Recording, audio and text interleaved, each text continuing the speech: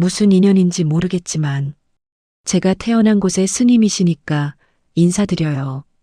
법현이 떨리는 손으로 민준이의 머리를 쓰다듬습니다. 착하구나. 정말 착한 아이로구나.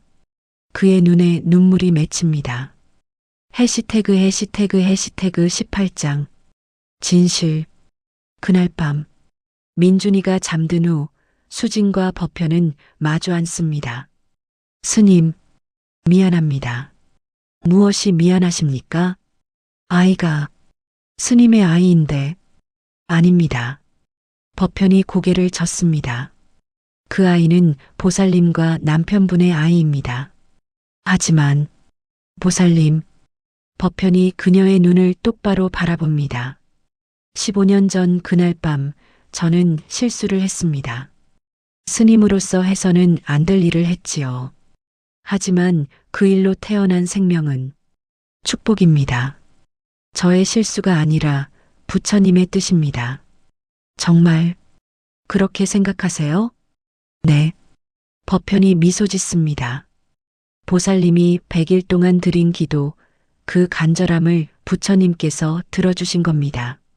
제가 그 매개체였을 뿐이지요. 스님, 그리고 지난 15년간 저는 깨달았습니다. 무엇을요?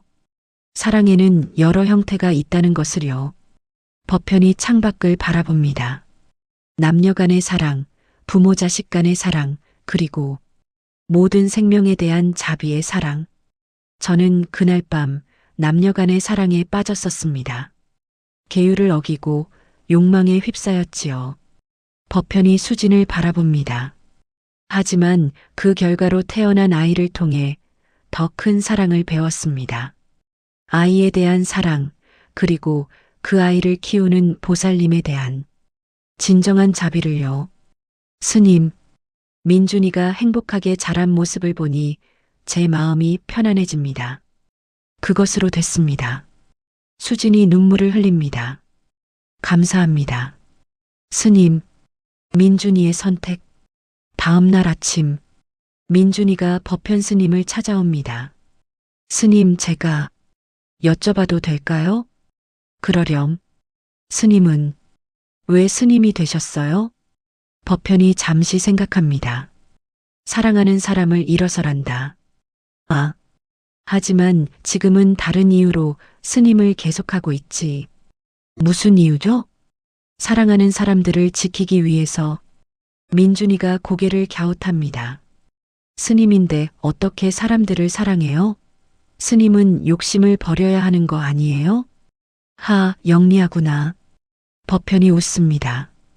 욕심과 사랑은 다르단다. 욕심은 상대를 소유하려는 마음이지만 사랑은 상대의 행복을 바라는 마음이지. 그럼 스님은 누굴 사랑하세요? 법현이 민준이를 바라봅니다. 이 세상 모든 중생을, 그 중에서도 특별히 널 닮은 어떤 아이를. 저요? 아니, 내가 아는 어떤 아이란다. 민준이가 웃습니다. 스님, 나도 나중에 스님이 될 수 있을까요? 왜 스님이 되고 싶은데? 다른 사람들을 행복하게 해주고 싶어서요. 스님처럼요. 법현의 눈에 눈물이 맺힙니다. 넌 이미 많은 사람을 행복하게 해주고 있단다. 누구요? 내 부모님을. 15년 후 민준이 30세. 세월이 흐릅니다. 민준이는 결국 스님이 되지 않았습니다. 대신 의사가 되었습니다. 난임 전문의로요. 아이를 갖지 못해 고통받는 부부들을 돕고 싶어요. 민준이가 말했을 때 수지는 울었습니다. 어떻게 알았을까요? 엄마의 고통을, 그 긴 세월의 아픔을. 어느 날 민준이가 엄마를 찾아옵니다. 엄마, 왜? 나 알고 있어. 뭘? 아빠가, 친아빠가 아니라는 거. 수진의 얼굴이 창백해집니다. 너 어떻게 DNA 검사를 해봤어. 의학도니까. 궁금하기도 했고. 아빠는 모르셔. 나만 알아. 민준이가 엄마의 손을 잡습니다. 엄마, 괜찮아. 나 화 안 났어. 미안해. 미안해. 수진이 울음을 터뜨립니다. 엄마는 너한테 거짓말을 하고 살았어. 미안해. 엄마. 민준이가 엄마를 끌어안습니다. 엄마는 아무 잘못 없어. 나를 낳아줬잖아. 사랑으로 키워줬잖아. 하지만, 그리고 나, 생물학적 아빠가 누군지 알아.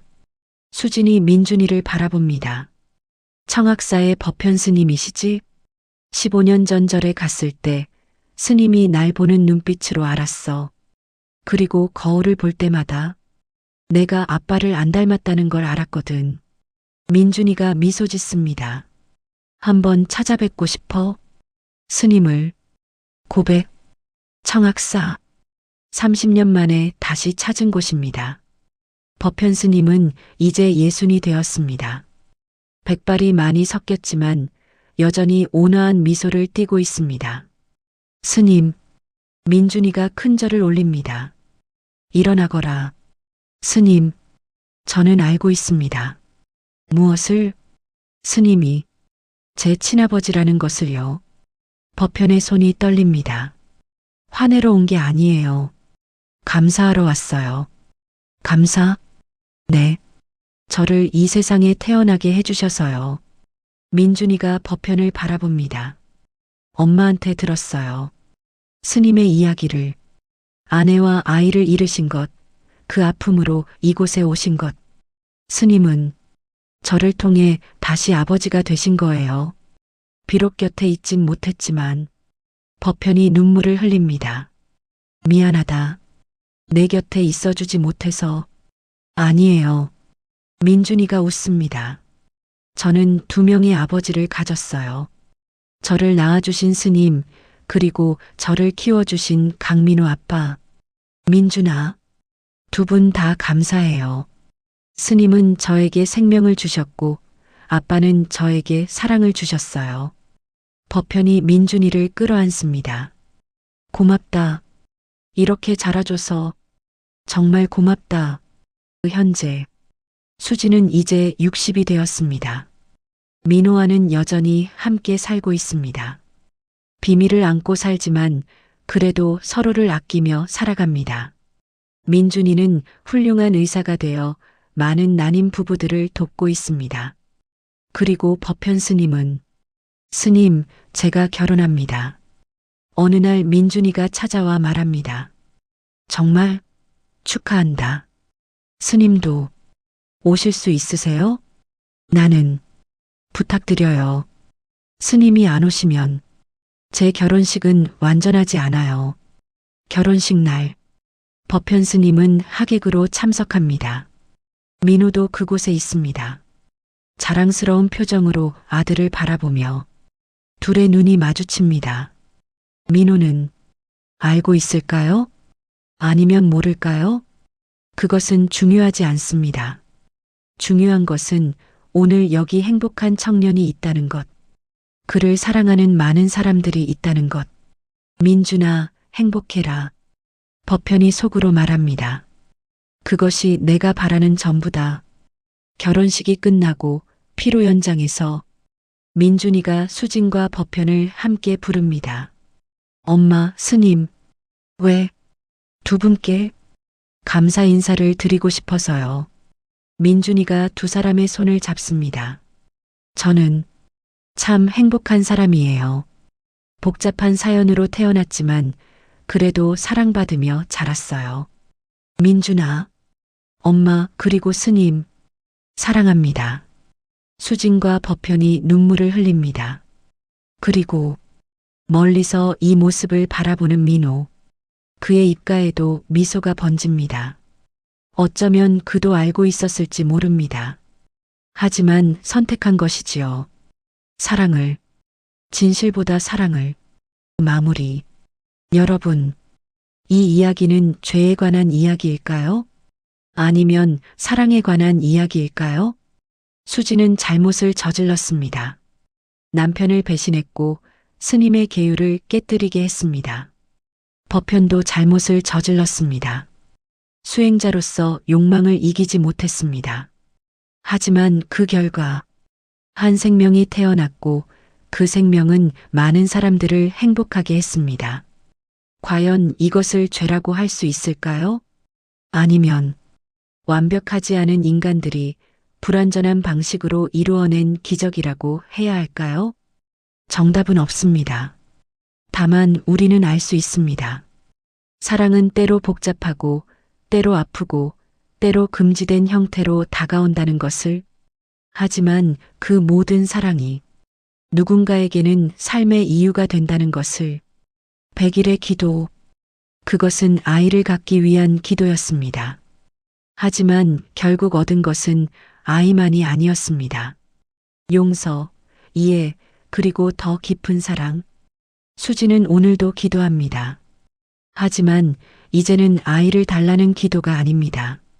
모두가 행복하기를, 모두가 용서받기를, 그리고 모두가 사랑하기를. 그런 기도를 올립니다. 그리고 멀리 청학사에서 법현 스님도 기도합니다. 같은 기도를. 끝. 사랑은 죄가 아니다. 다만 때로는 아플 뿐이다.